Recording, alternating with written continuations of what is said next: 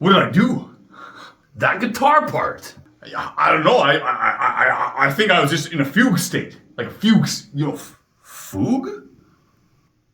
Maybe I am enlightened. I still don't really know what that means. But if it helps you play guitar like that, I don't care. Thanks, man. Your drumming was really good too. That was amazing. Thanks, dude. But actually, my drumming sucked. I'm going to come up with a totally different beat for that end part. Well, yeah, it did kind of suck. I was feeling it. I was feeling the groove, but the groove could have been dialed in just a little bit more, and then. Well, I was pretty dialed in. But whatever, that's not even what I was talking about. Like, whoa, that was cool. I feel like we broke through a barrier. Hey, you want to try Spoonman? I know I said earlier that I wanted to play that today, but I'm not so sure we can do it justice. We need somebody to play the spoons over the bridge if we're going to do it properly. I can play spoons. Oh yeah, I can learn. Well, then who's going to play guitar? Oh, yeah. Right. No, I guess that won't work. Of course not. Well, do we know anyone who's playing the spoons these days? The only person I've ever actually seen play the spoons is Artis. Well, obviously they're going to be an artist, Steve. If they're playing the spoons, that's an art form. So yeah, it's an artist. No, not artist. I mean Artis, the actual Spoonman from down at Pike Place. Oh, you mean Spoonman? Oh, why didn't you just say that? Yeah, I haven't really seen him down there lately. Me either. I wonder where he's hanging around these days. Probably somewhere pretty cool, knowing that guy. I think he's getting pretty old. Next time we see him, we should invite him to come jam with us. Yeah, totally. I bet he's never played spoons on a cover song of the song that he played spoons on for the actual song. He'd probably love it. Actually, I'm pretty sure he has. We should invite him. Give him an email. Send him an email. I seriously doubt that he uses email. And even if he did, how would I find his address? Oh. It's such a strange instrument, yet in a way, it's genius. Because you couldn't do that with a knife and a fork.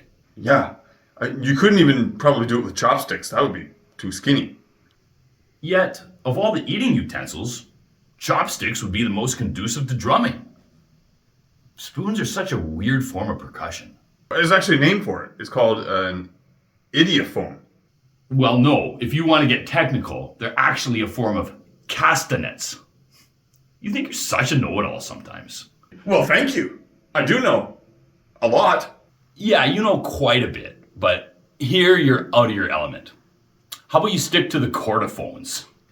Yeah, Spoonman gets all the credit. But what about that guy that's always with him playing guitar? Oh, yeah. I never hear his name, Guitar Man.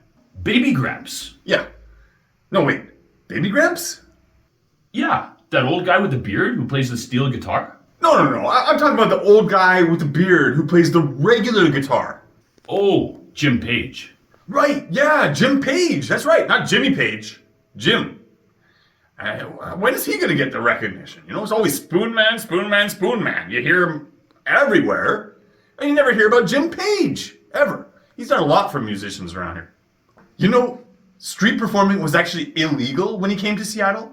He wrote a song about it, played it for Congress, and had the law overturned. Of course I knew that. He's my hero. One of the good ones. I don't know. I would say that Jim Page got his due.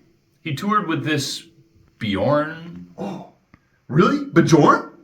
Like, all is full of love. That one? You're thinking of Bjork. This Bjorn was a guy and a lot less popular. Well, who cares then? Spoonman toured with Frank Zappa.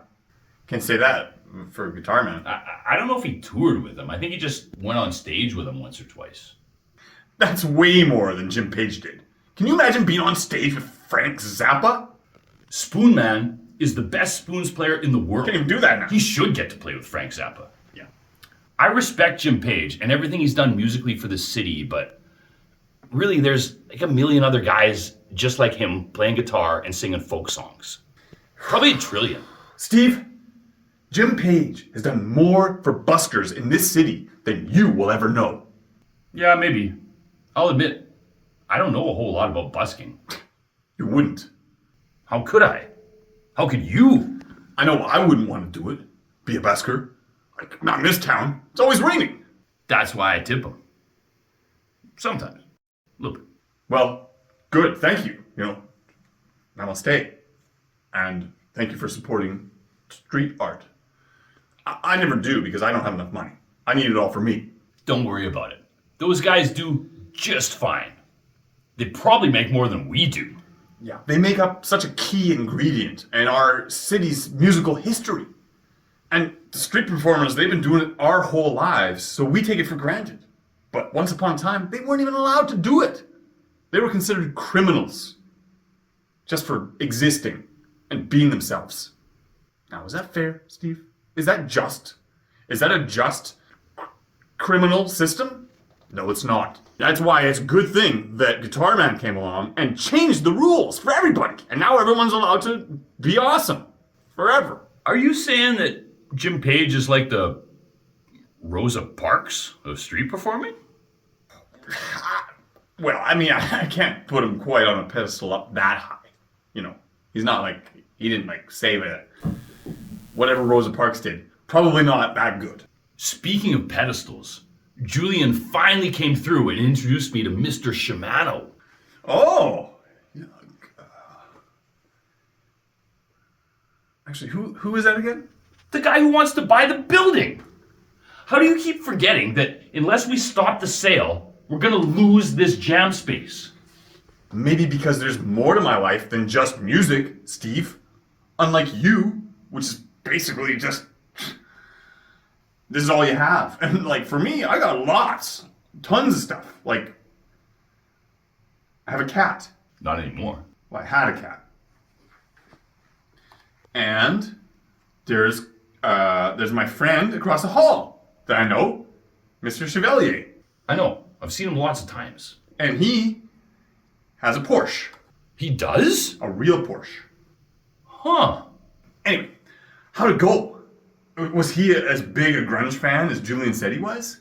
Did you get him to cancel the deal? Not yet, but I will. Is this place ours forever? Wait till you hear this.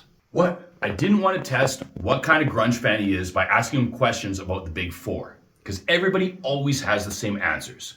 You ask them what their favorite Nirvana album is, they say Nevermind. You ask what their favorite Alice in Chains album is, they say Dirt. You ask what their favorite Soundgarden album is, they say Super Unknown. You ask what the favorite Pearl Jam album is, and they say Ted. Yeah, so what did you ask him? I asked him what his favorite Melvin's album was. Oh. Man, I'm glad that you went instead of me, because I never would have ever come up with something that creative. That's genius. So what did he say? Get this. He said he pretty much likes them all the same. They have like 24 albums. 25, plus 7 live albums. Yeah, they're all so different. I know! I barely even like Stag. There's no way he could like them all the same. That doesn't make any sense. No, it doesn't. This guy, is he even a grunge fan? At all? I do have a theory.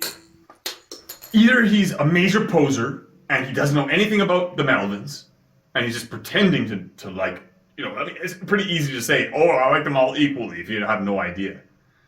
Or he actually does like them all equally because he's maybe the biggest grunge fan ever. What? Either way, he's gonna be a tough pickle to crack. Obviously he was lying. As soon as he said he liked them all equally, I knew he'd never listened to even one Melvin's album. They're all way too different. How could all 25 be his favorite? You're right. So he actually hates grunge. No, it didn't sound like that either. He was definitely a fan of the big four. Everyone is. Doesn't mean anything, man. Literally everyone is. Not corporate dweebs like this guy. He definitely wanted me to know that he loves grunge. But why? What would be his motive for trying to impress us? Especially if he's not going to let me live here after he buys this building. I don't know any of these answers, but I am going to find them out. The future of our band depends on it. You know, I was feeling a little bit left out before, but now I'm actually pretty glad that you're having to deal with it all. I don't want to do anything. I think we better forget about Spoonman for now. No idiophonist, no matter how dashing, could help us save this building from Mr. Shimano if he's not even going to know who the guy is. Exactly. So let's wait till after we get this jam space secured before we look for a Spoons player, because we don't need to add any songs to our 90s repertoire anyway. After that last party, I am done with the 90s theme parties. Yeah, that show didn't quite work out the way I was hoping. Lorenzo's girlfriend wasn't very happy with us. I hope he dumps her. I think they were hoping for some kind of like Backstreet Boys. Told ya. But we're not that. We're grunge rock men. It's probably my fault because it was my idea to play Rape Me, and I should have known by the audience that they weren't going to like it, but I don't care because I knew it would be cool. They're stupid. We're not. As usual. Hey, Steve? Do we have any gigs this week other than Brody's? Well, no, not really. But we could always play at that Dragon's Dungeon magic card store. You know that one? Because there's always that open invitation. Oh, that's the one on 35th, right? Yeah, exactly. They would have good acoustics in there. Yeah, but it's just for store credit. But oh, how much? I think they said it was going to be, what, $48, $49.95. So almost $50, man. Oh, we should do that. They always have Super Nintendo games for sale in there. And regular Nintendo. NES, as I call it. Do we know any fantasy-themed cover songs? A crowd like that always wants a song about wizards or something. Maybe a Rush song. Exactly like that. Oh, wait. We must know an Aussie song that will fit the bill. Like something off Blizzard of Oz or one of those albums.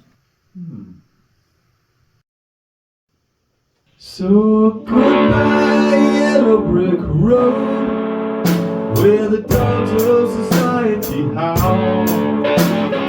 Get with me in your penthouse, going back to laugh aloud. Back through the howling of down the woods, under the honey black sun.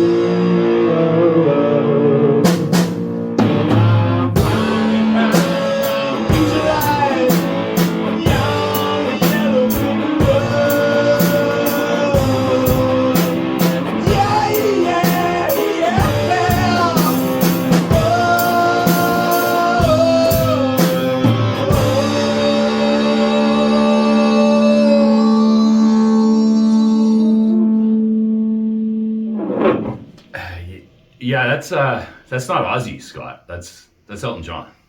Oh, so he did the music for Wizard of Oz.